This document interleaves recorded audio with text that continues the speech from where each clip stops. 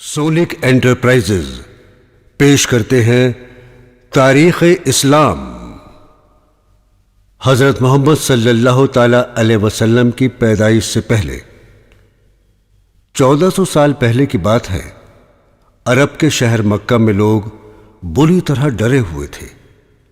اس شہر پر ملک یمن کا حکمراں ابرہہ ہاتھیوں کی فوج لے کر حملے کے ارادے سے آیا تھا۔ ابرہہ کے لشکر نے شہر کے باہر پڑاؤ ڈالا ہوا تھا۔ مکہ والے اپنی بیوی بچوں اور مال و اسباب کے ساتھ مکہ شہر کے آس پاس پہاڑوں میں جا کر چھپ گئے تھے۔ شہر سے تھوڑی دور چراگاہ میں مکہ کے سردار عبد المطلب کے اونٹ چر رہے تھے۔ ابرہہ کے فوجی ان اونٹوں کو پکڑ کر لے گئے۔ ابرہہ کو انتظار تھا مکہ والوں کا، جو ابرہہ کے پاس اپنی جان و مال کی امان پانے اور شہر پر حملہ نہ کرنے کی درخواست لے کر آئیں گے۔ آخر انتظار کی گھڑی ختم ہوئی اور عبد المطلب ابرہہ سے ملنے آئے۔ ریگستان میں ایک اونچے مقام پر ابرہہ کا خیمہ لگا ہوا تھا۔ خیمے کے آس پاس اس کے محافظ نیزے اور ڈھالے تھامے ادب سے کھڑے ہوئے تھے۔ ابرہہ ایک شاندار تخت پر بیٹھا ہوا تھا جس پر چیتے کی کھال بچھی ہوئی تھی۔ تخت کے پیچھے لونڈیاں شتر مرغ کے پروں سے تیار پنکھے جھل رہی تھیں۔ عبد المطلب کو شدید گرمی میں پسینہ آ رہا تھا اور ان کے لباس اور چہرے پر ریت لگی ہوئی تھی۔ ابرہہ کو بتایا گیا کہ مکہ کا سردار اس سے ملنے آیا ہے۔ ابرہہ نے عبد المطلب کو خیمے کے اندر بلایا۔ ان کے دھول بھرے لباس کو دیکھ کر خیمے میں موجود ابرہہ کے درباری مسکرانے لگے۔ ابرہہ مغرور انداز میں گردن اکڑائے بیٹھا ہوا تھا۔ وہ عبد المطلب کو دیکھ کر یہی سوچ رہا تھا کہ یہ عرب اس کے قدموں میں گر کر اپنی اور اپنے قبیلے والوں کی جان کی امان مانگے گا، لیکن عبد المطلب نے ایسا کچھ نہیں کیا۔ وہ براہ راست ابرہہ سے ان الفاظ میں مخاطب ہوئے: آپ کے سپاہی میرے اونٹ پکڑ لائے ہیں، آپ انہیں چھوڑ دیجئے۔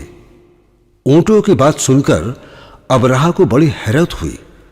اس نے عبد المطلب سے پوچھا: اے سردار، تمہیں اپنے اونٹوں کی فکر ہے جبکہ ہم تمہارا معبد کعبہ ڈھانے آئے ہیں، تمہیں اس کی کوئی فکر نہیں؟ عبد المطلب نے بڑی سادگی سے کہا: کعبے کا مالک اللہ ہے، وہی اس کی حفاظت کرے گا، آپ میرے اونٹوں کو چھوڑ دیجئے۔ ابرہہ نے اونٹوں کو چھوڑنے کا حکم دیا اور عبد المطلب واپس مکہ آئے۔ ابرہہ رات بھر سوچتا رہا کہ جس معبد کو وہ گرانے آیا ہے، آخر مکہ والے اس کو بچانے کی کوشش کیوں نہیں کر رہے ہیں؟ وہ تو اہل مکہ سے مقابلہ کرنے کے لیے ایک بڑی فوج لے کر آیا تھا۔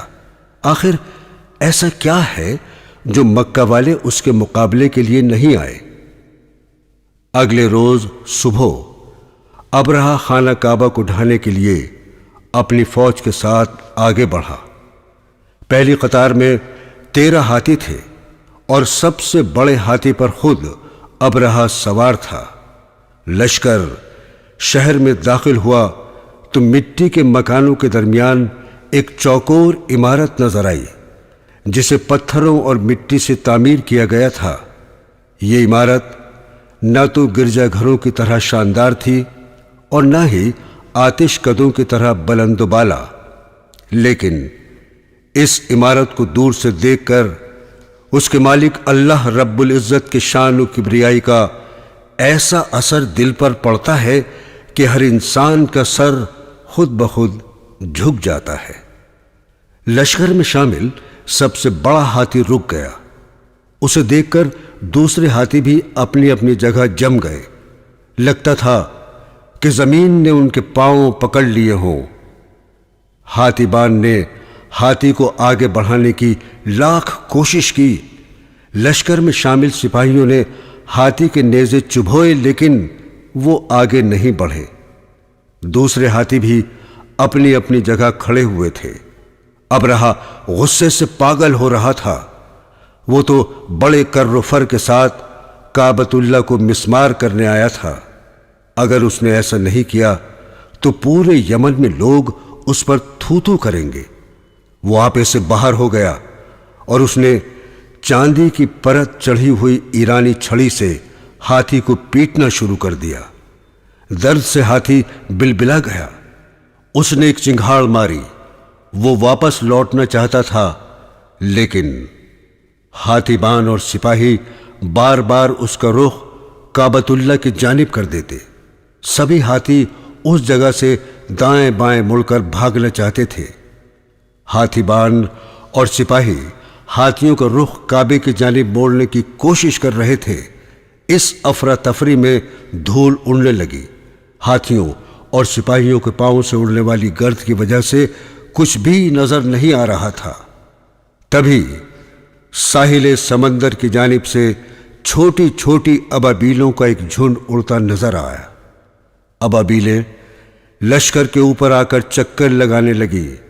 ہاتھیوں کے ساتھ مشقت کر رہے سپاہیوں نے ان کی طرف دھیان نہیں دیا کہ اچانک ابابیلوں نے اپنی ننھی چونچ اور پنجوں میں پکڑی ہوئی کنکریاں لشکر پر پھینک دیں۔ جس کسی کے وہ کنکری آ کر لگی اس مقام پر جلن ہوئی اور وہاں آبلہ ابھر آیا۔ ہاتھیوں کے بھی یہ کنکریاں گولیوں کی طرح آ کر لگیں اور تکلیف کی شدت سے وہ سپاہیوں کو رونتے ہوئے پیچھے کی طرف دوڑنے لگے۔ کئی کنکریاں ابرہہ کے چہرے، کاندھوں اور ہاتھوں سے آ کر ٹکرائیں۔ وہاں آبلے پڑ گئے اور ان میں کھولن ہونے لگی۔ ابرہہ گھبرا گیا اور وہ بری طرح خائف ہو گیا۔ اس کے لشکر میں بھگدڑ مچ گئی۔ سپاہی اور ہاتھی اپنی اپنی جان بچانے کے لیے جائے پناہ تلاش کرنے لگے۔ تھوڑی دیر میں ہی آبلوں سے پیپ اور خون بہنے لگا۔ ابرہہ، اس کے سپاہیوں اور ہاتھیوں کے چہرے اور جسم مسخ ہو گئے اور وہ سب کچھ دور جا کر ہلاک ہو گئے۔ ابرہہ کے لشکر کی تباہی دیکھ کر اہل مکہ اس سال کو عام الفیل ہاتھی کا سال کہنے لگے۔ اس واقعے کے بعد کعبۃ اللہ کا مقام اور عظمت بڑھ گئی۔ دور دور سے لوگ اس کی زیارت کے لیے آنے لگے۔ اس واقعے کے 70 دن بعد ماہ ربیع الاول 570 عیسوی میں ہمارے نبی حضرت محمد صلی اللہ تعالی علیہ وسلم کی پیدائش ہوئی۔ آپ صلی اللہ تعالی علیہ وسلم جناب عبد المطلب کے سب سے چھوٹے فرزند جناب عبداللہ کے یہاں پیدا ہوئے۔ آپ کی والدہ کا نام آمنہ ہے۔ ہمارے پیارے نبی کی ولادت سے تقریباً 6 ماہ قبل آپ کے والد جناب عبداللہ تجارت کے لیے شام گئے ہوئے تھے۔ واپس آتے ہوئے راستے میں بیمار ہو گئے اور بیماری بڑھتی گئی۔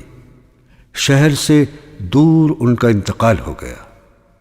جناب عبد المطلب اپنے سب سے چھوٹے فرزند سے بہت محبت کرتے تھے۔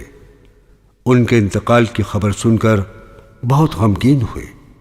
یہی حال محترمہ آمنہ کا ہوا جو اس وقت حاملہ تھیں اور اپنے شوہر کا بے صبری سے انتظار کر رہی تھیں۔ آپ صلی اللہ تعالی علیہ وسلم پیدا ہوئے تو والدہ محترمہ آمنہ نے ان کا نام احمد رکھا، جبکہ عبد المطلب اپنے پوتے کو گود میں اٹھا کر کعبۃ اللہ لے گئے اور ان کا نام محمد رکھا۔ یہ نام عربوں کے لیے بالکل نیا تھا۔ مکہ والوں نے عبد المطلب سے ایسا اجنبی نام رکھنے کی وجہ دریافت کی تو انہوں نے جواب دیا کہ میرا یہ بیٹا بڑا نام کمائے گا اور ہر انسان اس کی تعریف کرے گا۔ سچ مچ عبد المطلب کی یہ بات سچ ثابت ہوئی۔ آپ صلی اللہ تعالی علیہ وسلم نے اپنے اخلاق و کردار کی ایسی مثال قائم کی کہ رہتی دنیا تک لوگ آپ کی تعریف کریں گے۔ معصوم محمد صلی اللہ تعالی علیہ وسلم کو بی بی آمنہ بڑے پیار سے پالنے لگی۔ اپنے معصوم فرزند کا چمکتا ہوا چہرہ دیکھ کر وہ شوہر کی موت کا غم بھول گئیں۔ اس زمانے میں بچوں کو صحت مند رکھنے کے لیے دور دراز کے دیہاتی علاقوں میں بھیج دیا جاتا تھا۔ شہر کے بچوں کی پرورش کا کام دائیاں کرتی تھیں۔ اس پرورش کے بدلے انہیں محنتانہ اور انعام ملتا تھا۔ بچے کچھ مہینے کے ہو جاتے تو انہیں دائیوں کے سپرد کر دیا جاتا تھا۔ ایسی ہی ایک دائی حلیمہ اپنے شوہر کے ساتھ شہر مکہ کوئی بچہ لینے آئی۔ ان کی اونٹنی بوڑھی اور کمزور تھی جو بہت دھیرے دھیرے چلتی تھی۔ شہر آتے وقت وہ دوسری دائیوں کی سواری سے پیچھے رہ گئی اور سب سے آخر میں مکہ پہنچی۔ دائی حلیمہ سے پہلے آنے والی دائیوں نے مالدار اور صاحب حیثیت لوگوں کے بچوں کو لے لیا۔ حلیمہ کو ایسا کوئی بچہ نہیں ملا۔ اتنی مشقت کر کے وہ مکہ آئی تھیں تو کوئی نہ کوئی بچہ لے کر جانا ہی تھا۔ انہیں بی بی آمنہ کے یتیم فرزند کا پتہ چلا اور وہ اسی کو لے جانے کے لیے تیار ہو گئیں۔ لیکن اس بچے کو گود میں لیتے ہی انہیں ایسا قلبی سکون ملا جس کا احساس پہلے کبھی نہیں ہوا تھا۔ حلیمہ نے بچے کے معصوم چہرے پر نظر ڈالی تو اس کے ماتھے پر انوکھی چمک تھی۔ انہوں نے معصوم بچے کو سینے سے لگا لیا اور اونٹنی پر سوار ہو کر واپس صحرا کی طرف مڑیں۔ وہ یہ دیکھ کر حیران رہ گئیں کہ ان کی اونٹنی دیگر اونٹوں سے زیادہ تیز دوڑ رہی تھی۔ لگتا تھا اس کی جوانی اور قوت لوٹ آئی ہے۔ دائی حلیمہ محمد صلی اللہ تعالی علیہ وسلم کو لے کر گھر پہنچی۔ ان کے ہم عمر ان کا بیٹا تھا۔ جب دونوں بچوں کو دودھ پلاتی تو انہیں کبھی دودھ کی کمی نہیں ہوتی تھی۔ یہی حال ان کی بکریوں کا تھا، وہ بھی خوب دودھ دینے لگیں۔ دائی حلیمہ اور ان کے شوہر بہت خوش تھے۔ یہ معصوم بچہ ان کے لیے خوش قسمتی کا وعید لے کر آیا تھا۔ اس کے آنے سے گھر میں برکت آ گئی۔ وہ بڑے پیار سے محمد صلی اللہ تعالی علیہ وسلم کی پرورش کرنے لگیں۔ آپ بچپن ہی سے بہت شریف اور نیک طبیعت تھے۔ نہ تو کبھی کسی چیز کے لیے ضد کرتے اور نہ ہی بلا وجہ رو کر دائی حلیمہ کو پریشان کرتے۔ جب تھوڑے بڑے ہوئے اور سمجھ آنے لگی تو دائی حلیمہ کے کاموں میں ہاتھ بٹانے لگے۔ وہ دائی حلیمہ کے بچوں کے ساتھ کھیلتے اور جو بھی کھانے کو ملتا وہ اپنے دودھ شریک بھائی بہنوں کے لیے چھوڑ دیتے۔ آپ کی شرافت اور بھولاپن دیکھ کر سبھی آپ کی تعریف کرتے۔ جب آپ 5 سال یا 6 سال کے ہوئے تو دائی حلیمہ آپ کو والدہ محترمہ آمنہ کے پاس لے آئیں۔ والدہ نے اپنے فرزند کو سینے سے لگا لیا، ماتھا چوما اور اپنی ممتا کو سیراب کیا۔ وہ آپ کو لے کر اپنے ننیحال شہر مدینہ تشریف لے گئیں۔ ننھے محمد وہاں ننیحال کے سبھی لوگوں سے ملے اور سبھی نے انہیں بہت پسند کیا۔ کچھ مہینے مدینے میں گزار کر وہ مکہ کے لیے روانہ ہوئیں۔ راستے میں بیمار ہو کر انتقال کر گئیں۔ ننھے محمد والدہ کی ممتا اور پیار سے بھی محروم ہو گئے، بہت غمگین ہوئے۔ آپ اپنی والدہ کے اکلوتے فرزند اور آنکھ کا تارا تھے۔ وہ آپ کو بے انتہا پیار کرتی اور آپ کو دیکھ کر اپنے سبھی غم بھول جاتی۔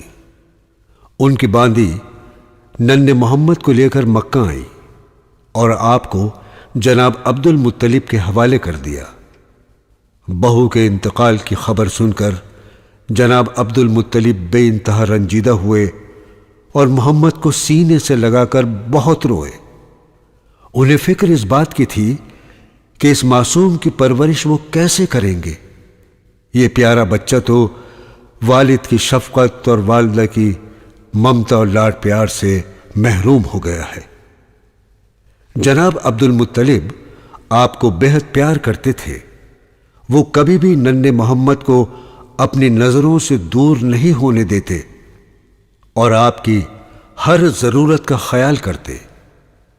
وقت گزرنے کے ساتھ ساتھ والدہ کی جدائی کا غم کم ہوتا گیا۔ آپ انتہائی شریف النفس اور سیدھے سادے تھے۔ بوڑھے دادا کو کبھی بھی پریشان نہیں کیا۔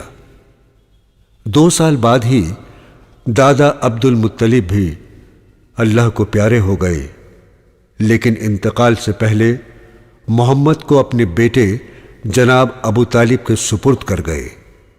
ابو طالب اور ان کی بیگم فاطمہ نے اپنے بچوں کی طرح بھتیجے محمد کی پرورش کی۔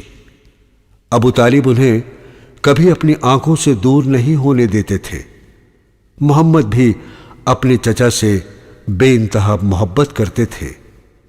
آپ کی عمر 11-12 سال تھی کہ ابو طالب کو ملک شام تجارت کے لیے جانا پڑا۔ جب ابو طالب سفر کے لیے روانہ ہوئے تو محمد صلی اللہ تعالی علیہ وسلم نے ان کا کرتا پکڑ لیا اور ساتھ چلنے کی درخواست کی۔ اپنے معصوم بھتیجے کی آنکھوں میں اس قدر پیار دیکھ کر ان کا دل بھر آیا۔ وہ مسکرائے اور محمد کو اپنے ساتھ اونٹ پر بٹھا لیا۔ دن رات ریگستان پار کرتا ہوا یہ قافلہ ملک شام کے باہر ایک بستی میں جا کر ٹھہرا۔ وہاں تھوڑے سے مکان اور ایک خانقاہ تھی جہاں عیسائی راہب یعنی سنیاسی رہتے تھے۔ وہ دن رات اللہ کی عبادت میں مشغول رہتے۔ ابو طالب اور ان کے ساتھی آرام کرنے کے لیے یہاں رکے تھے۔ اونٹوں پر سے سامان اتارا اور اپنے کھانے پینے کا انتظام کرنے لگے۔ اس قافلے میں شامل لوگوں کو خانقاہ میں رہنے والا ایک راہب وغیرہ بہت غور سے دیکھ رہا تھا۔ اس کی توجہ کا مرکز قافلے میں شامل وہ معصوم بچہ تھا جس کے چہرے پر چمک تھی اور 11 سال کی عمر میں بھی سنجیدہ تھا۔ وہ ہر چیز کا بغور مشاہدہ کر رہا تھا۔ بغیرہ نے محمد صلی اللہ تعالی علیہ وسلم کے چچا جناب ابو طالب کے پاس جا کر ان سے پوچھا، یہ بچہ کون ہے؟ انہوں نے بتایا کہ میرا بھتیجا ہے۔ میرے بھائی اور بھابھی انتقال کر چکے ہیں، اب میں ہی اس کی پرورش کر رہا ہوں۔ راہب نے محمد کی طرف دیکھتے ہوئے ابو طالب سے کہا، تمہارا بھتیجا اور لوگوں سے مختلف ہے۔ میں نے دیکھا کہ جب تمہارا قافلہ یہاں پہنچا تو آسمان پر بادل کا ایک ٹکڑا اس پر سایہ کیے ہوئے تھا۔ پہاڑ اور درخت اس کے سامنے جھکتے محسوس ہوئے۔ بڑا ہو کر یہ بچہ تمہاری قوم میں ممتاز ہوگا، اس کی حفاظت کرنا۔ راہب کی بات سن کر ابو طالب نے محمد کو ہمیشہ اپنے ساتھ رکھا اور انہیں کسی قسم کی کوئی تکلیف نہ ہونے دی۔ محمد صلی اللہ تعالی علیہ وسلم اپنے چچا کے کاموں میں ہاتھ بٹانے لگے۔ انہیں اس بات کا احساس تھا کہ ان کے چچا کی آمدنی زیادہ نہیں تھی اور خاندان بڑا تھا، اس لیے وہ بکریاں چراتے، کھجور کے باغوں میں کام کرتے اور اس کام کے عوض جو پیسے ملتے وہ چچا کے ہاتھ میں لا کر رکھ دیتے۔ محمد صلی اللہ تعالی علیہ وسلم میں ایک خوبی اور تھی، ان کے دل میں سبھی لوگوں کے لیے ہمدردی کا جذبہ تھا۔ اگر کسی بوڑھے یا کمزور کو بھاری سامان اٹھاتے دیکھتے تو فوراً اس کی مدد کرنے پہنچ جاتے۔ پڑوس میں کسی کو کوئی سودا وغیرہ منگانا ہوتا تو فوراً لا کر دیتے۔ لین دین میں پوری ایمانداری برتتے۔ آپ نہ تو کبھی کسی سے ناراض ہوتے، نہ ہی کسی کو ڈانٹتے ڈپٹتے۔ اگر کوئی شہر سے باہر جاتے وقت اپنا کوئی سامان آپ کے پاس رکھوا دیتا تو پوری دیانتداری سے اس کا سامان اس کو واپس لوٹا دیتے۔ آپ نے کبھی بھی برے لوگوں کا ساتھ نہیں لیا۔ آپ کی دوستی ایک نوجوان ابو بکر سے ہو گئی تھی جو آپ کی طرح ایماندار اور نرم دل تھے۔ محمد صلی اللہ تعالی علیہ وسلم کی انہی خوبیوں کو دیکھ کر مکہ والے آپ کی عزت کرنے لگے۔ وہ آپ کو الصادق الامین یعنی سچا اور امانت کو سنبھال کر رکھنے والا کہنے لگے۔ ایک دن کعبے کی دیواریں سیلاب آنے سے گر گئیں۔ مکہ اور اطراف کے کئی قبائل نے اس کی مرمت کی ذمہ داری لی۔ جب حجر اسود نصب کرنے کا وقت آیا تو ہر قبیلے کے سردار نے اپنے ہاتھ سے اسے نصب کرنے کی خواہش ظاہر کی۔ ہر کسی کی یہی خواہش تھی کہ وہ حجر اسود کو خود نصب کرے۔ اس معاملے پر بحث شروع ہو گئی اور بحث ٹکراؤ میں بدل گئی۔ تلواریں نکل آئیں۔ تبھی کسی سمجھدار شخص نے رائے دی کہ اس طرح لڑنے سے کوئی فائدہ نہیں، بیکار میں خون خرابہ ہوگا۔ ہم کیوں نہ ایسا کریں کہ کل صبح جو شخص سب سے پہلے خانہ کعبہ کے پاس سے گزرے اس سے مشورہ کر لیا جائے کہ حجر اسود کون نصب کرے گا۔ یہ تجویز سبھی کو پسند آئی اور الہ صبح اکٹھے ہو کر انتظار کرنے لگے۔ دور سے کوئی شخص ادھر آتا نظر آیا۔ سبھی کی نظریں اس پر گڑ گئیں۔ جب وہ شخص قریب آیا تو لوگ خوشی سے چیخ اٹھے، ارے یہ تو اپنے الصادق الامین ہیں۔ سبھی محمد صلی اللہ تعالی علیہ وسلم کے آس پاس اکٹھے ہو گئے اور آپ کو حجر اسود نصب کرنے کا معاملہ بتایا۔ آپ نے اس مقام کا جائزہ لیا اور سوچنے لگے۔ تھوڑی دیر بعد آپ نے ایک چادر منگائی اور پھیلا کر اس کے بیچوں بیچ حجر اسود رکھ دیا۔ اس کے بعد آپ نے سبھی قبائل کے سرداروں سے چادر کے کونے تھام کر حجر اسود کو اٹھانے کا مشورہ دیا۔ جب حجر اسود اس مقام تک اٹھ گیا جہاں اسے نصب کرنا تھا تو آپ نے اسے اپنے ہاتھوں سے اٹھا کر نصب کر دیا۔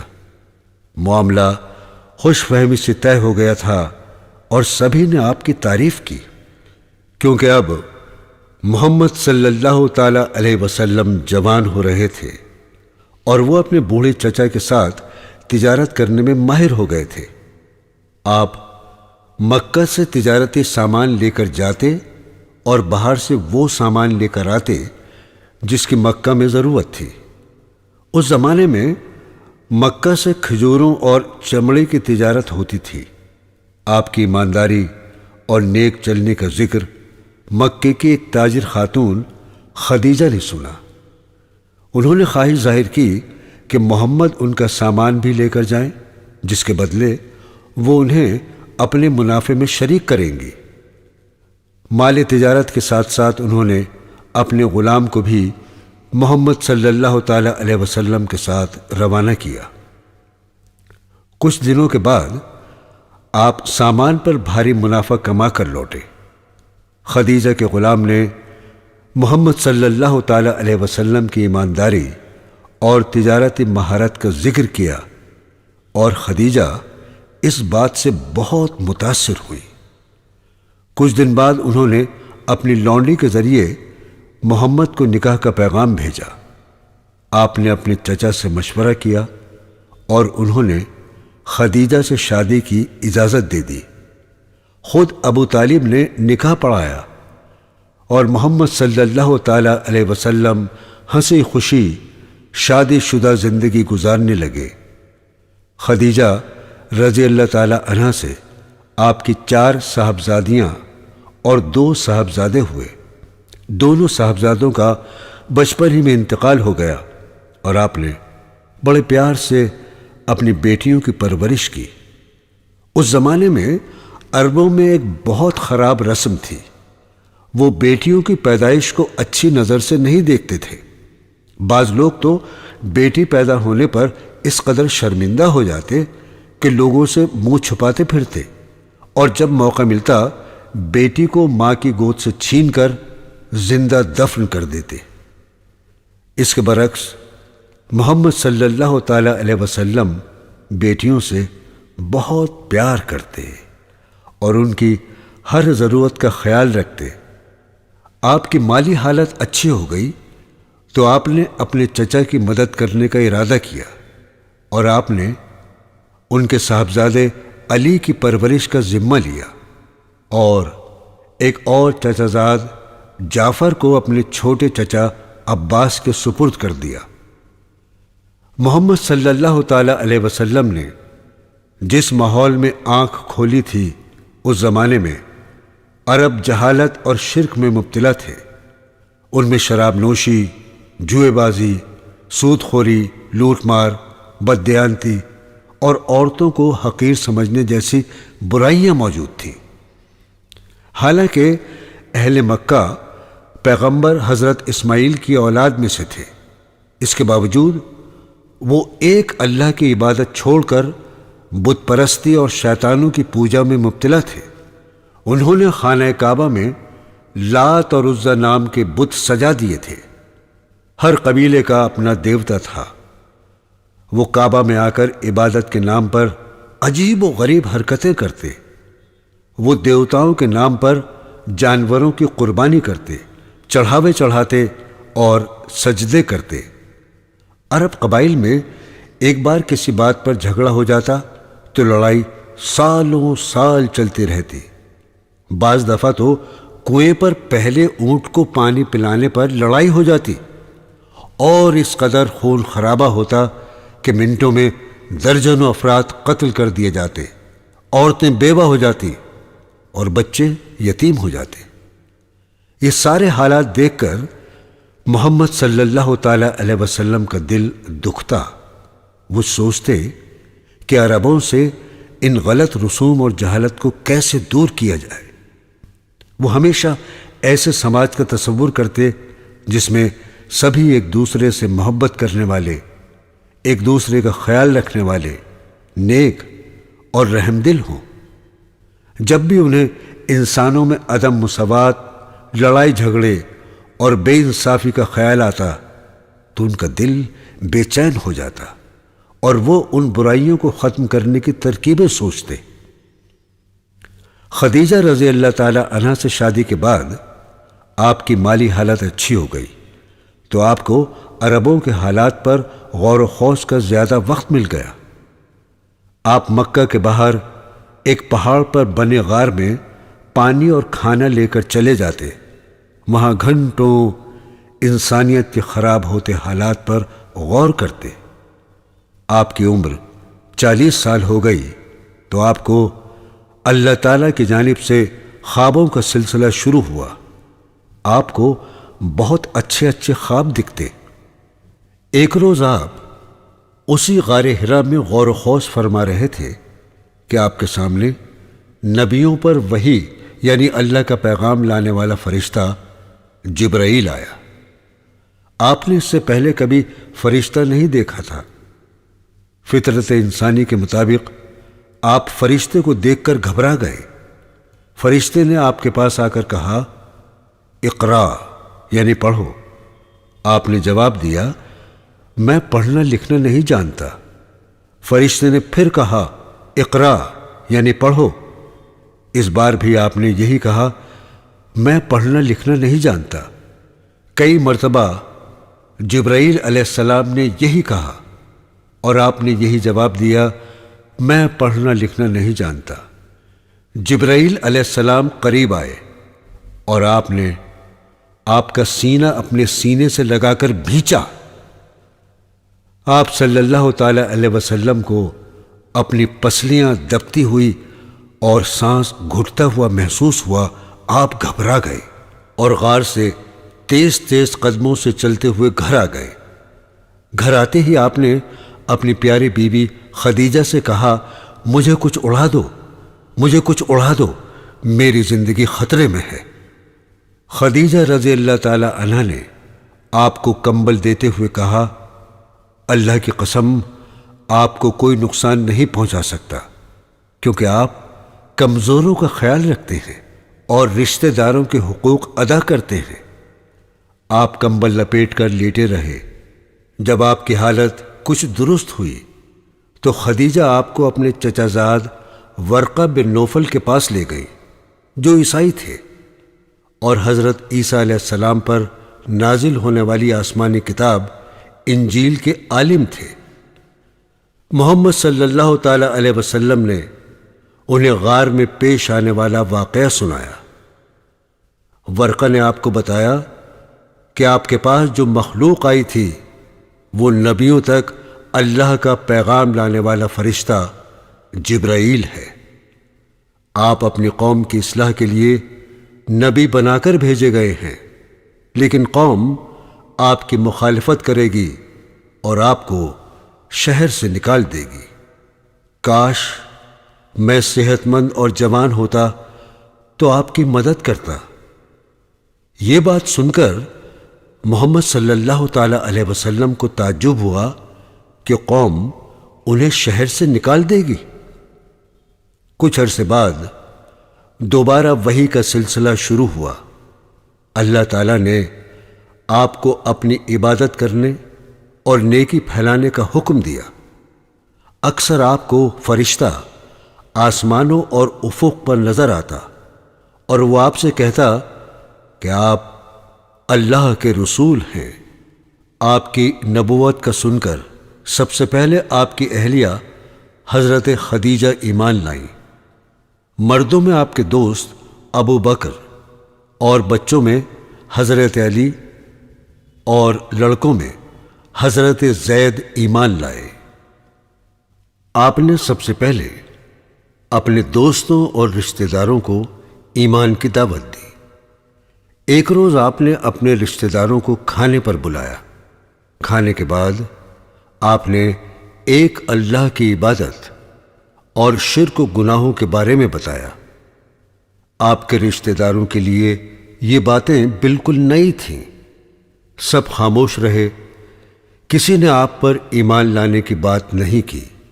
صرف علی رضی اللہ تعالیٰ عنہ جو اس وقت 8 سال کے تھے کھڑے ہوئے اور اپنے ایمان کا اظہار کیا۔ آپ کے عزیز دوست حضرت ابو بکر رضی اللہ تعالیٰ عنہ نے اپنے قریبی دوستوں کو اسلام کی دعوت دی اور حضرت عثمان رضی اللہ تعالیٰ عنہ سمیت کئی لوگوں کو مسلمان کر لیا۔ آپ کی دعوت سے مکہ میں رہنے والے غریبوں اور غلاموں کو ایک امید نظر آئی، کیونکہ اسلام نسل و قبیلے پر فخر کی مخالفت کرتا ہے اور انسان کے اچھے یا برے ہونے کا پیمانہ تقوی یعنی پرہیزگاری کو قرار دیتا ہے۔ لہذا کئی غلام جن میں بلال، حضرت یاسر اور ان کی اہلیہ حضرت سمیہ رضی اللہ تعالی عنہ شامل ہیں، نے اسلام قبول کر لیا۔ جب مکہ والوں کو حضرت محمد صلی اللہ تعالی علیہ وسلم کی دعوت اسلامی کا پتہ چلا تو ان کے کان کھڑے ہوئے، کیونکہ ان کے لیے یہ دعوت ان کے عقیدے بت پرستی اور قبائلی تفاخر کے خلاف تھی، تو انہیں بہت ناگوار گزرا۔ مکہ کے اکثر لوگ جو کل تک آپ کو الصادق اور الامین کہہ کر بلاتے تھے مخالف ہو گئے اور آپ سے دعوت اسلامی بند کرنے کو کہا۔ امیر کیا غریب کیا سبھی جاہل آپ کو برا بھلا کہنے لگے۔ حضرت عثمان رضی اللہ تعالی عنہ جو ایک مالدار تاجر گھرانے سے تعلق رکھتے تھے، ان کے چچا نے انہیں رسیوں سے جکڑ کر کمرے میں بند کر دیا۔ بلال، یاسر اور سمیہ کے مالکوں نے انہیں سخت سزائیں دیں اور ان سے محمد صلی اللہ تعالی علیہ وسلم کی تعلیمات چھوڑ کر اپنے عقیدے پر لوٹ آنے کو کہا، لیکن ان لوگوں نے سخت تکلیفیں برداشت کیں اور اپنے ایمان پر قائم رہے۔ ایک روز حضرت سمیہ اور حضرت یاسر کو ان کے مالک نے اس قدر پیٹا کہ دونوں شہید ہو گئے۔ حضرت بلال رضی اللہ تعالیٰ عنہ کو ان کا مالک دھوپ میں تپتی ریت پر لٹا کر سینے پر ایک بھاری گرم پتھر رکھ دیتا اور ان سے محمد کا دین چھوڑنے کو کہتا۔ حضرت خبیب رضی اللہ تعالی عنہ کو کوئلوں پر لٹایا جاتا اور کوڑے لگائے جاتے، لیکن آپ سبھی اپنا دین چھوڑنے کو تیار نہیں ہوتے۔ دھیرے دھیرے حضرت محمد صلی اللہ تعالی علیہ وسلم کی دعوت رنگ لا رہی تھی۔ نیک دل اور سمجھدار لوگ اس دعوت سے متاثر ہو رہے تھے۔ جیسے جیسے آپ کی دعوت کا دائرہ بڑھ رہا تھا، آپ کی مخالفت بھی شدید ہوتی جا رہی تھی۔ آپ کا ایک چچا ابو لہب اور اس کی بیوی ام جمیلہ آپ کی مخالفت اور دشمنی میں آگے آگے تھے۔ مکہ کے دو اور سردار ابو جہل اور ابو سفیان آپ کے خلاف سازشیں کرتے، لیکن آپ تمام مخالفتوں اور جور و ستم کے باوجود لوگوں کو نیکی اور ایمان کی دعوت دیتے رہے۔ ایک مرتبہ مکہ کے سبھی مالدار اور سردار مل کر جناب ابو طالب کے پاس گئے اور ان سے کہا کہ وہ اپنے بھتیجے کو ایمان کی دعوت سے روکیں۔ اگر آپ کا بھتیجا یہ سب سردار بننے کے لیے کر رہا ہے تو ہم اسے سردار بنانے کو تیار ہیں۔ اگر اس کا مقصد مال و دولت جمع کرنا ہے تو ہم اسے مال و دولت دینے کو تیار ہیں، ساتھ ہی خوبصورت ترین عورت سے اس کی شادی بھی کروا دیں گے۔ جناب ابو طالب نے حضرت محمد صلی اللہ تعالی علیہ وسلم کو بلا کر کہا، پیارے بھتیجے، اب میں بوڑھا ہو چکا ہوں، پورا مکہ تمہارے خلاف ہے، تم مجھ پر اتنا بوجھ مت ڈالو جسے میں برداشت نہ کر سکوں۔ محمد صلی اللہ تعالی علیہ وسلم کی آنکھیں چھلک آئیں اور آپ نے کہا، اے پیارے چچا، اگر اہل مکہ میرے ایک ہاتھ میں سورج اور دوسرے میں چاند بھی لا کر رکھتے تو میں اپنی دعوت چھوڑنے کو تیار نہیں۔ یہ جواب سن کر جناب ابو طالب بولے، جاؤ بھتیجے، اپنا کام کرتے رہو۔ اس کے بعد مکہ والوں نے ایک اور فیصلہ کیا۔ انہوں نے سبھی کے لیے یہ حکم جاری کیا کہ کوئی بھی قریش سے کسی قسم کا لین دین نہیں کرے گا، نہ ہی ان سے شادی کرے گا۔ قریش کو کسی تقریب میں نہیں بلایا جائے گا۔ آپ کی بیٹی ابو جہل کے لڑکے سے بیاہی ہوئی تھی، اس نے آپ کو تکلیف دینے کے لیے آپ کی بیٹی کو طلاق دلوا دی۔ سبھی نے قریش سے تعلقات ختم کر لیے۔ یہ فیصلہ قریش کے لیے بہت سخت تھا۔ قریش کو سخت پریشانیوں کا سامنا کرنا پڑا۔ سماجی بائیکاٹ کے سبب ان کے پاس کھانا پینا بھی ختم ہونے لگا۔ راتوں کو ان کے بچے بھوک سے تڑپ کر روتے۔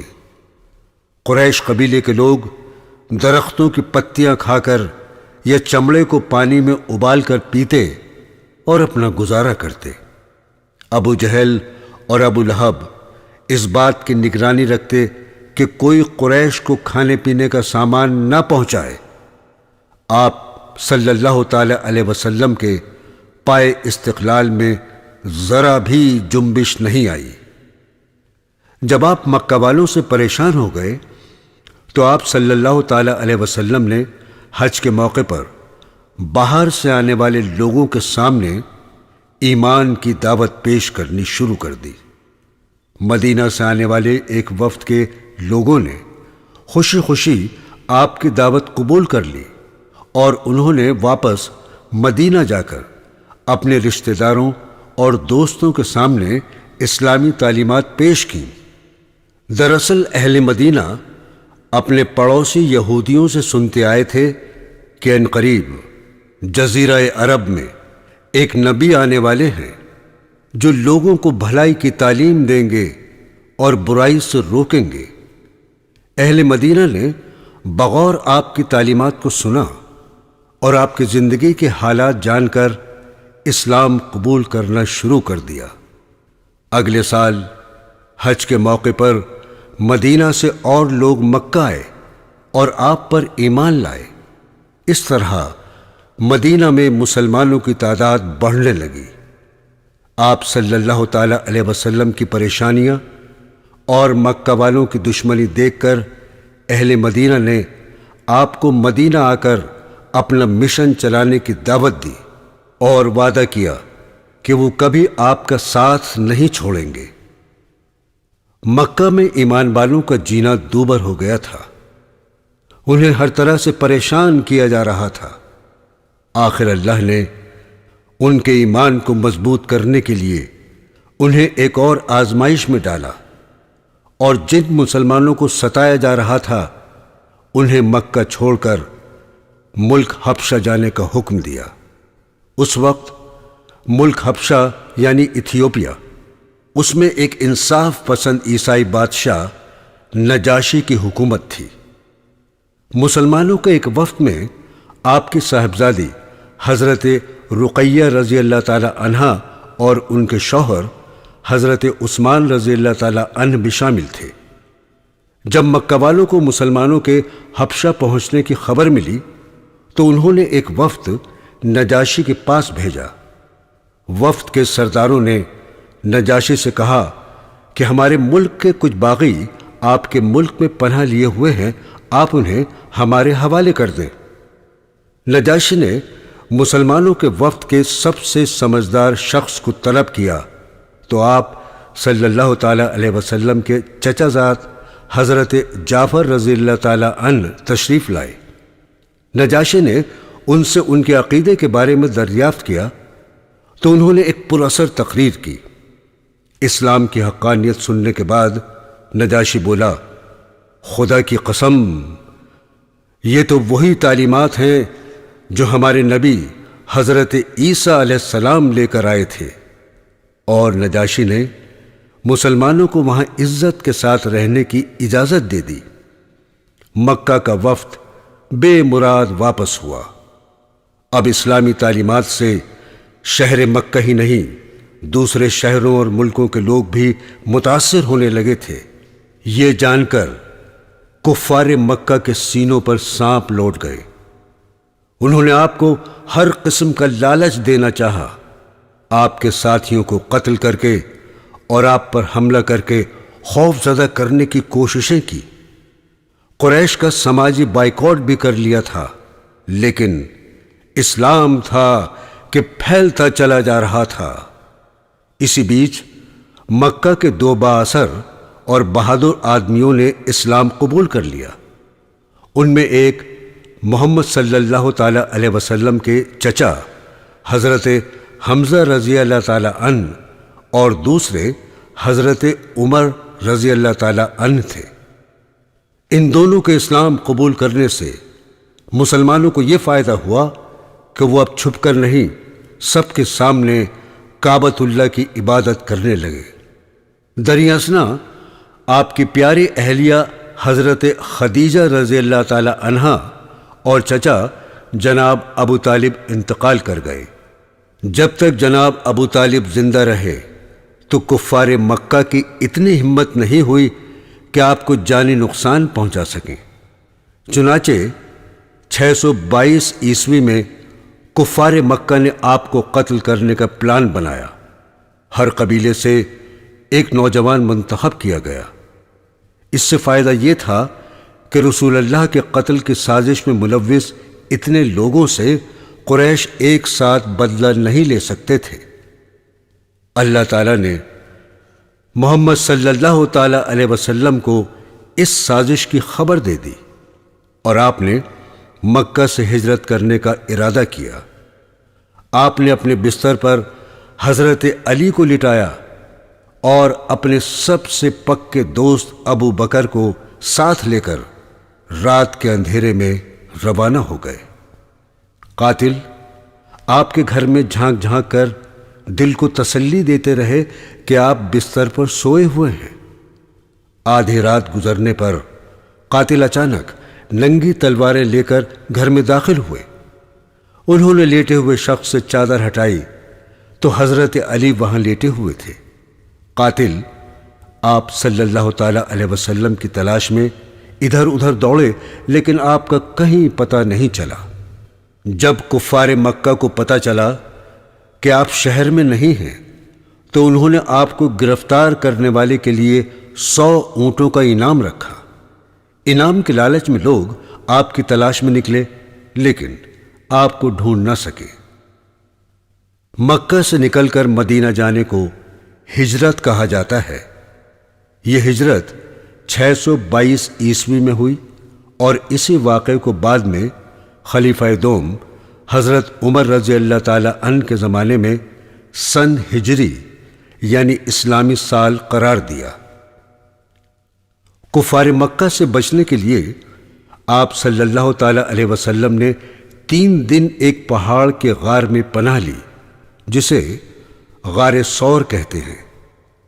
کئی لوگ آپ کی تلاش میں پہاڑوں اور ریگستان کی خاک چھانتے رہے، لیکن آپ تک نہیں پہنچ سکے۔ 3 دن آپ نے اس غار میں گزارے۔ اس کے بعد ایک لمبے راستے سے آپ مدینہ پہنچے۔ آپ کے کئی صحابی پہلے ہی مدینہ منورہ پہنچ چکے تھے اور بے صبری سے آپ کے منتظر تھے۔ مدینہ سے پہلے ایک بستی ہے جس کا نام قبا ہے۔ آپ جب وہاں پہنچے تو آپ نے اپنے ساتھیوں کے ساتھ مل کر ایک مسجد تعمیر کی اور یہاں پہلی مرتبہ نماز جمعہ پڑھائی۔ آپ کے مدینہ پہنچنے پر مسلمانوں نے خوشی منائی اور آپ کی اونٹنی حضرت ابو ایوب انصاری کے گھر کے سامنے آ کر رک گئی۔ آپ 6 مہینے حضرت ابو ایوب انصاری کے مہمان بن کر رہے۔ اسی بیچ ایک جگہ خرید کر وہاں مسجد کی تعمیر شروع کی گئی۔ اس مسجد کو مٹی کی سکھائی ہوئی اینٹوں اور کھجور کی لکڑی اور پتیوں سے تعمیر کیا گیا۔ آپ مسجد کی تعمیر میں خود شریک ہوئے۔ مسجد سے متصل کچھ حجرے بھی تعمیر کیے گئے جہاں آپ نے اپنے خاندان کے ساتھ قیام کیا۔ آپ صلی اللہ تعالی علیہ وسلم نے مدینے آ کر سب سے پہلے وہاں کے دونوں قبیلوں اوس اور خزرج کے بیچ برسوں سے جاری دشمنی ختم کرائی اور ان میں محبت پیدا کی۔ اس کے علاوہ مکہ سے آپ کے جو ساتھی بے سر و سامان آئے تھے، ان میں سے ہر ایک کو مدینہ کے کسی شخص کا بھائی بنا دیا۔ اہل مدینہ اپنے ان بھائیوں کی ہر طرح مدد کرتے اور انہیں اپنے گھروں اور تجارت میں شریک کیا، لیکن اکثر اہل مکہ نے خود کام کر کے اپنا خرچ چلانے کا فیصلہ کیا۔ مدینہ والوں کو اس ہمدردی اور خلوص کو دیکھتے ہوئے آپ نے انہیں انصاری یعنی مدد کرنے والے کا نام دیا۔ مدینہ میں آپ سے حضرت سلمان فارسی رضی اللہ تعالی عنہ آ کر ملے، جو سالوں سے آپ کی تلاش میں ایران اپنا گھر بار چھوڑ کر نکلے تھے۔ راستے میں کچھ لوگوں نے ان کے ساتھ دھوکہ کیا اور غلام بنا کر ایک یہودی کے ہاتھوں بیچ دیا۔ سلمان فارسی کو جب رسول اللہ کی مدینہ آمد کا علم ہوا تو وہ آپ سے ملاقات کے لیے تشریف لائے۔ جب رسول اللہ نے ان کے حالات زندگی جانے تو انہیں خرید کر آزاد کرنے کا فیصلہ کیا۔ ان کے مالک نے 6000 چاندی کے سکے مانگے۔ مسلمانوں نے اتنے رقم کا سونا جمع کر کے یہودی کو دے دیا اور سلمان فارسی کو آزاد کرا لیا۔ آزاد ہونے کے بعد سلمان فارسی رضی اللہ تعالی عنہ ہمیشہ رسول اللہ کے پاس ہی رہے۔ آپ نے مدینے آنے کے بعد وہاں کے یہودیوں سے امن معاہدہ کیا۔ مدینے میں یہودیوں کا بڑا اثر تھا۔ ان کا کاروبار خوب پھل پھول رہا تھا۔ انہوں نے باغات لگا رکھے تھے اور سنار کا کام کرتے تھے۔ مدینے کے لوگ اپنی ضرورت کے وقت ان سے سود پر روپیہ ادھار لیتے تھے اور یہودی اپنی مضبوط مالی حالت کے سبب مدینہ والوں کو اپنے سے حقیر سمجھنے لگے۔ جب رسول اللہ صلی اللہ تعالی علیہ وسلم نے مدینہ والوں کے درمیان اخوت قائم کر دی اور آپ نے سود پر روپیہ لینے کی ممانعت کر دی تو یہودیوں کو بڑا برا لگا۔ مدینے میں انہیں جو اہمیت حاصل تھی وہ ختم ہو گئی۔ دوسرے، وہ یہ تصور کیے بیٹھے تھے کہ جو نبی آنے والا ہے وہ ان میں سے ہوگا، حالانکہ رسول اللہ صلی اللہ تعالی علیہ وسلم کے بارے میں پیشن گوئی ان کی مذہبی کتاب میں درج تھی۔ ان نشانیوں کی بنا پر حضرت سلمان فارسی نے آپ کو پہچان لیا تھا، لیکن یہودی اپنی نسلی برتری اور تنگ نظری کے سبب آپ صلی اللہ تعالی علیہ وسلم کو نبی ماننے کو تیار نہیں تھے۔ حضرت سلمان فارسی اس حقیقت سے واقف تھے کہ آپ ہی وہ نبی ہیں جن کا انہیں انتظار تھا، لیکن یہودی آپ کے خلاف سازشیں کرنے لگے۔ انہیں اسلام اور اس کی تعلیمات سے بیر ہو گیا اور وہ مسلمانوں کو نقصان پہنچانے کے منصوبے بنانے لگے۔ انہوں نے خفیہ طور پر مکہ والوں سے ربط پڑھانا شروع کر دیا اور مدینہ کے ان لوگوں کو بھڑکانا شروع کر دیا جو یا تو اب تک مسلمان نہیں ہوئے تھے یا دکھاوے کے لیے مسلمان تو بن گئے تھے لیکن دل سے اپنے پرانے عقیدے کو ہی اچھا سمجھتے تھے۔ ایسے لوگوں کو منافق کہا جاتا ہے۔ یہ سب جانتے ہوئے بھی ہمارے نبی صلی اللہ تعالی علیہ وسلم مدینہ میں امن چاہتے تھے۔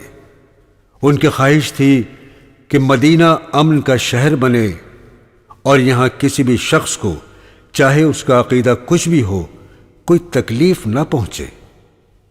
جب کفار مکہ کو پتہ چلا کہ مسلمان مدینہ جا کر سکون کی زندگی بسر کر رہے ہیں اور وہاں اسلام تیزی سے پھیل رہا ہے تو وہ حسد کی آگ میں جلنے لگے۔ انہوں نے مسلمانوں کو نیست و نابود تباہ و برباد کرنے کا فیصلہ کیا۔ انہیں پوری امید تھی اگر وہ مدینہ پر حملہ کر دیں تو وہاں کے منافقین اور یہودی ان کا ساتھ دیں گے اور وہ آسانی سے مسلمانوں کو ہرا کر اسلام کا نام اور اس کا نشان مٹا دیں گے۔ انہوں نے مدینے پر حملہ کرنے کی تیاریاں شروع کر دیں۔ جنگ بدر رمضان کی 19 تاریخ 16 مارچ سن 624 عیسوی میں مکہ والے 1000 اونٹوں اور گھوڑوں پر سوار ہو کر مدینے کی جانب روانہ ہوئے۔ رسول اللہ کے چچا حضرت عباس رضی اللہ تعالی عنہ اور کئی ہمدرد مکہ میں موجود تھے۔ انہوں نے آپ کو ان کی تیاریوں کی اطلاع دی۔ آپ نے بھی دفاعی جنگ لڑنے کا فیصلہ کیا۔ آپ نے لڑنے کے قابل افراد کو جمع کیا تو 1000 افراد اور صرف 2 گھوڑے لڑائی کے لیے تیار تھے۔ ان میں بھی 700 منافقین نے عین لڑائی سے قبل میدان جنگ چھوڑ دیا کیونکہ ان کا سردار ابی بن خلف جو مدینہ کا بادشاہ بننے کا خواب دیکھ رہا تھا، رسول اللہ کے مدینے آنے کے سبب اس خواب کو شرمندہ تعبیر نہ کر سکا اور آپ سے دل ہی دل میں حسد کرنے لگا۔ اس نے اس موقع کو غنیمت سمجھا اور وقت پر رسول اللہ کے ساتھ دھوکہ کیا۔ اب میدان جنگ میں صرف 313 افراد بچے تھے۔ مدینہ سے 80 میل دور مسلمانوں اور کفار مکہ کے درمیان زبردست جنگ ہوئی۔ اس جنگ میں مسلمانوں نے کم سامانی کے باوجود بڑی بہادری سے مقابلہ کیا اور کفار کو شکست دی۔ ابو جہل اور کئی سردار جنگ میں مارے گئے۔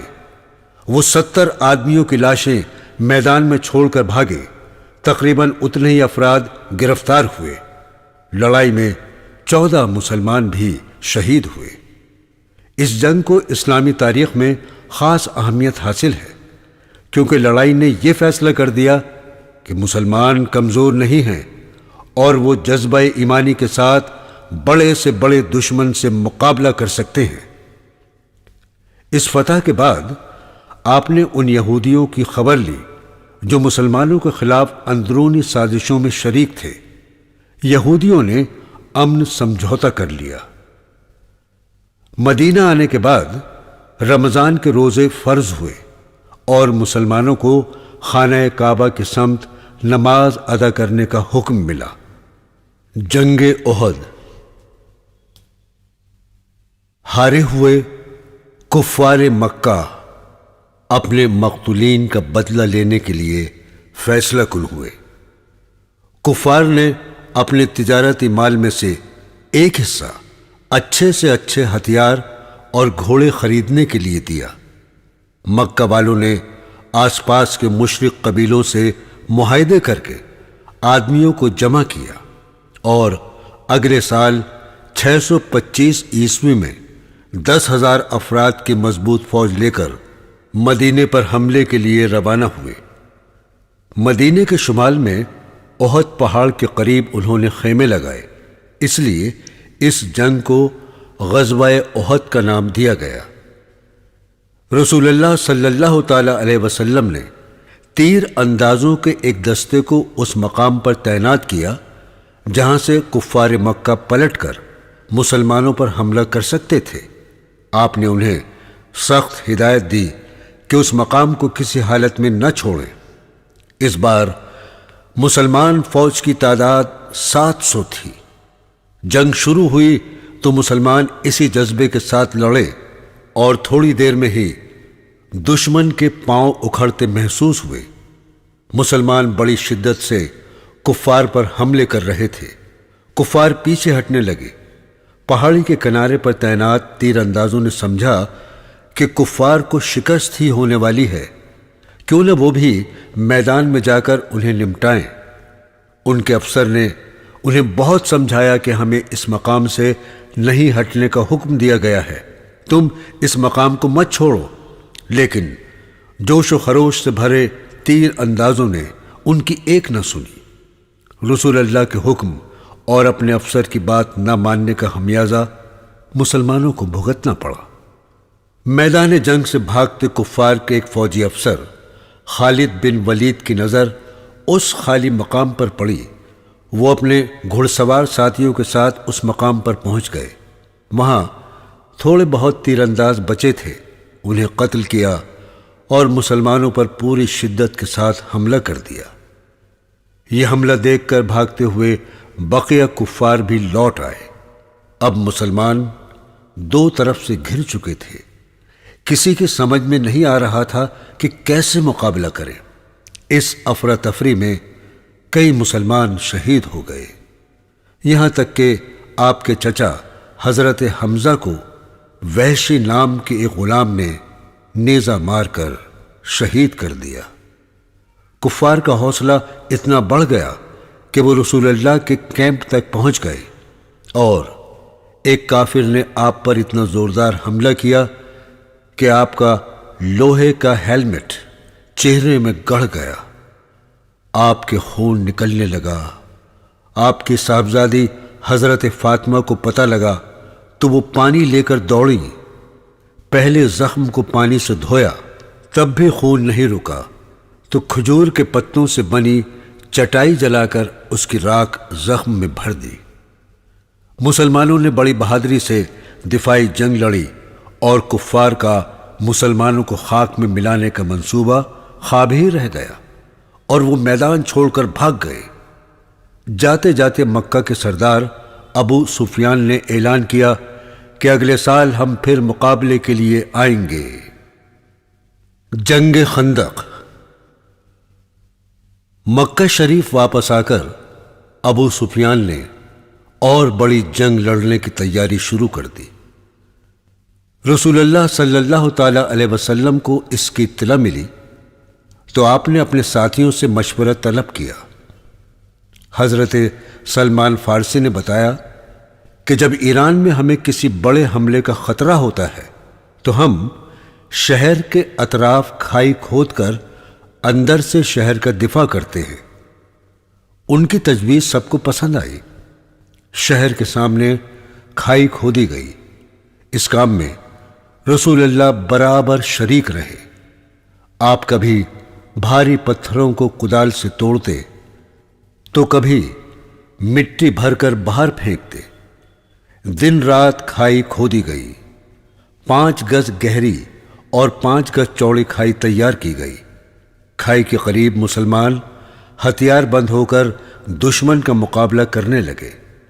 ایک جگہ کھائی کم چوڑی تھی، دشمن نے اس مقام سے شہر میں داخل ہونے کی کوشش کی، لیکن مسلم تیر اندازوں نے انہیں آگے نہیں بڑھنے دیا۔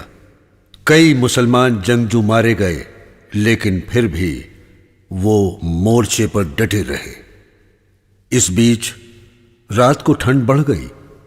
ایک دن خوفناک آندھی آئی، کفار مکہ کے خیمے اکھڑ گئے، کھانے کے برتن الٹ گئے اور کئی گھوڑے رسیاں توڑ کر بھاگ گئے۔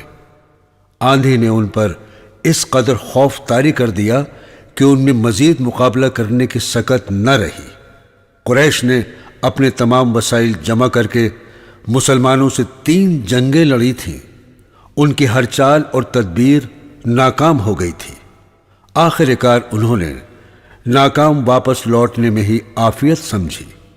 کفار مکہ کو واپس جاتا ہوا دیکھ کر رسول اللہ نے پیشن گوئی کی کہ آج کے بعد وہ مدینے پر حملہ نہیں کریں گے۔ سامعین، باقی تاریخ اسلام اگلے حصے میں سماعت فرمائیے۔